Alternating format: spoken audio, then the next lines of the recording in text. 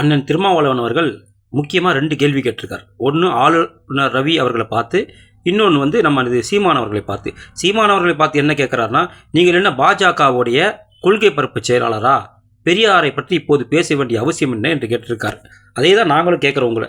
நீங்கள் திமுகவுடைய கொள்கை பரப்பு செயலாளரா? நீங்கள் திகாவுடைய கொள்கை பரப்பு செயலாளரா? அவர்களது புகழை பாட வேண்டிய அவசியம் உங்களுக்கு என்ன வந்தது? அது கரெக்டு தான், இதுவும் கரெக்டு தானே? அதே போல் ஆளுநர் ரவியை பார்த்து கேட்டிருக்கீங்க. அவர் என்ன சொன்னார் ஆளுநர் ரவின்னா, ஒரு தலித், ஒரு ஆதி திராவிடர் முதல்வராக வர வேண்டும், ஒரு ஆதி தமிழன் முதல்வராக வர வேண்டும் என்று சொல்லியிருக்கிறார். நல்ல கரெக்டாக தானே சொல்லியிருக்காரு, இதில் தப்பு கிடையாது. நீங்களும் ஒரு ஆதி தமிழன் தானே, நீங்களும் தலித் இனத்தை சார்ந்தவர் தானே, உங்களை மையப்படுத்தி கூட சொல்லியிருக்கலாம். ஆனால் அதற்கு நீங்கள் என்ன சொல்லியிருக்கீங்க, ஆளுநர் ரவிக்கு ஏன் திடீர் பாசம் என்று கேட்டிருக்கீங்க. உங்கள் கட்சியில் இருக்கிற ஒருத்தர் சொன்னார், அவரே நீங்கள் கட்சியிலேருந்து நீக்கிட்டீங்க. அப்போ அது திடீர் பாசம் கிடையாதா? அதாவது நீங்களும் முதல்வர் ஆக மாட்டீங்க, உங்கள் கட்சியில் இருக்கும் யாராச்சும் சொன்னால் கூட கேட்க மாட்டீங்க.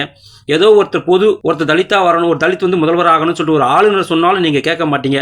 எப்படியுமே நான் வந்து திமுகவுக்கு அடிமையாக தான் இருப்பேன்னு சொன்னீங்கன்னா நாங்கள் என்ன பண்ண முடியும்?